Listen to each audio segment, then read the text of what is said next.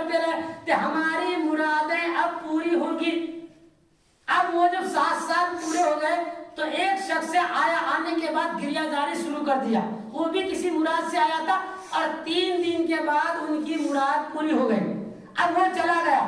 جب وہ چلا گیا تو یہ شخص جو قرآن پڑھتا تھا, نماز پڑھتے تھے, تلاوت ہمیشہ کرتے تھے, انہوں نے کہا کہ خواجہ میں نے تو تیرا بڑا نام سنا تھا کہ تیرے دربار میں جو آتا ہے وہ خالی ہاتھ نہیں لوٹتا ہے, مگر میں تو تیرے دربار میں دیکھا کہ انصاف ہی نہیں ہے.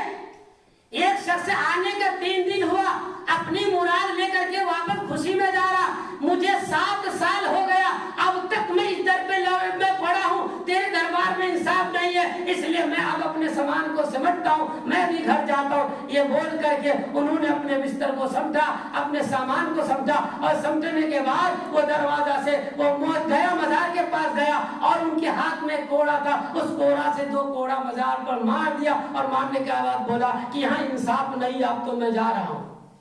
اب وہ گئے, ابھی کچھ دور تو کہا گیا کہ بلند دروازہ کے باہر ابھی گئے تھے. جانے کے بعد کیا دیکھتے ہیں کہ ایک بزرگ آئے, اور آنے کے بعد کہا کہ کہاں جا رہے ہو, کیا بات ہے؟ بولا کہ اس دربار میں آیا تھا, میں نے بہت چرچا سنا تھا, بہت نام سنا تھا کہ یہاں جو آتے مرادیں پوری کرتے, مگر میں نے یہاں دیکھا کہ انصاف ہی نہیں ہے. ایک شخص آیا, 3 دن میں مراد پوری ہو کے چلا گیا, میں 7 سال بیٹھا ہوں, میری مراد پوری نہیں ہوئی ہے, میں اب جا رہا ہوں یہاں سے. اس بزرگوں نے کہا کہ سنو جس کی مراد پوری ہے, تم تو وہ شخص ہو کہ تم تلاوت کرتے تھے, جس کی تلاوت کی وجہ سے ہمیں سرور آتا ہے, ہمیں خوشی ہوتی ہے, اس لیے تم کو روک کر کے رکھا ہے. اور وہ شخص جو آیا 3 دن میں, وہ آ کر کے اپنی مراد جو پا کر کے گیا, وہ جب تم قرآن پڑھتے تھے ہم قرآن سنتے تھے, اور وہ قرآن پڑھنے میں تم پڑھتے تھے ہم سنتے تھے, اور وہ بیچ میں وہ ایک آر بنا تھا, وہ ڈسٹرب کر رہا تھا, وہ بیچ میں رکاوٹ بن رہا تھا کہ جب میں قرآن سننے لگتا تھا تم پڑھتے تھے تو وہ بیچ میں چلا کر کے ہمیں سننے کا سرور نہیں ملتا تھا, اس لیے ان کی مرادیں پوری کر دی ہے. اب جاؤ, اللہ تمہاری بھی مراد کو پوری کر دے گا, جاؤ تم بھی چلے جاؤ. جس دن اتنا کہنا تھا کہ وہ شخص پھر وہاں بیٹھا. اب جب بیٹھنے کے بعد اونگ آ گئی, آنکھ لگ گئی, جب آنکھ کھلی تو فجر کا وقت تھا. سبحان اللہ. آنکھ کھلی, فجر کا وقت تھا, اور جانے کے بعد سیدنا سرکار خواجہ غریب نواز کے دربار میں گیا, اور جانے کے بعد کہا کہ حضور ہم سے غلطی ہو گئی ہے, ہم معافی مانگنے کے لیے حاضر ہوئے. معافی مانگا, اس کے بعد ان کی بھی مراد پوری ہو گئی, اور اس کے بعد وہ اپنا گھر چلے گیا. اس لیے تو حضرت حسن رضا بریلوی اعلیٰ حضرت کے چھوٹے بھائی نے کہا ہے کہ در خواجہ سے کیا نہیں ملتا ہے مگر مانگنے کا سلیقہ ہونا چاہیے. بے شک, بے در شک. خواجہ سے کیا نہیں ملتا ہے مگر مانگنے کا سلیقہ ہونا چاہیے. غلامان محشر قیامت میں پہچانے جائیں گے, غلامان معین قیامت میں پہچانے جائیں گے, مگر ہمیں شرط یہ ہے کہ معین حضرت خواجہ غریب نواز کا سچا چاہنے والا ہونا پڑے گا. بے شک, بے شک. کیونکہ انہوں نے کہا ہے کہ جس کے اندر دریا جیسی سخاوت, زمین جیسی تواضع اور سورج جیسی روشنی ہو, وہ اس کے اللہ کے ولی ہونے میں شک نہیں ہے.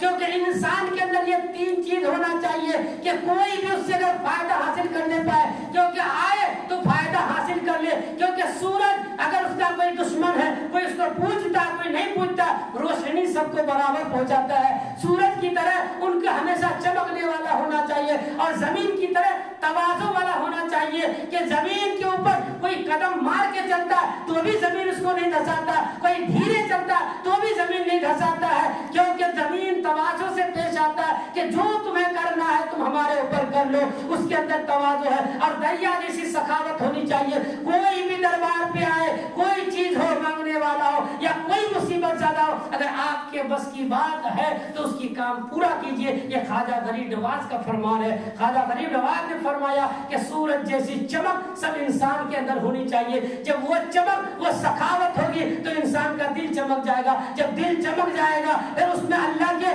تجلی کی روشنی پڑے گی. جب روشنی پڑے گی تو اللہ کا محبوب ہو جائے گا. حضرت آقا صلی اللہ تعالی علیہ وسلم نے ارشاد فرمایا, المرء مع من احب, آدمی اسی کے ساتھ ہوگا جس سے محبت کرتا ہے. انشاءاللہ ہم خواجہ غریب نواز سے محبت کرنے والے, غوث اعظم سے محبت کرنے والے, بزرگان دین سے محبت کرنے والے, مخدوم سمرا سے محبت کرنے والے, سراج الدین اخی علالہ محمد بندوی, جملہ اولیاء سے محبت کرنے والے ہیں. جب ہم ان سے محبت کرنے करने वाले हैं तो अल्लाह क़यामत के दिन हमारा हश्र भी इनके साथ फरमाएगा।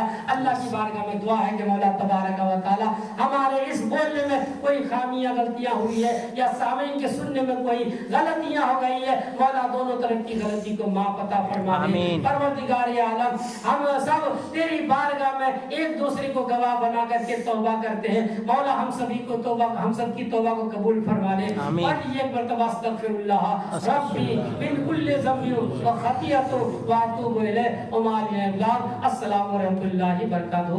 अर्श कुर्सी झुके तस्लीम अहमद के लिए उठ खड़े हो मोमिनो ताज़ीम इस्लामी लाइव चैनल, इस चैनल को खास करके लाइक शेयर और सब्सक्राइब करें। अस्सलामु अलैकुम।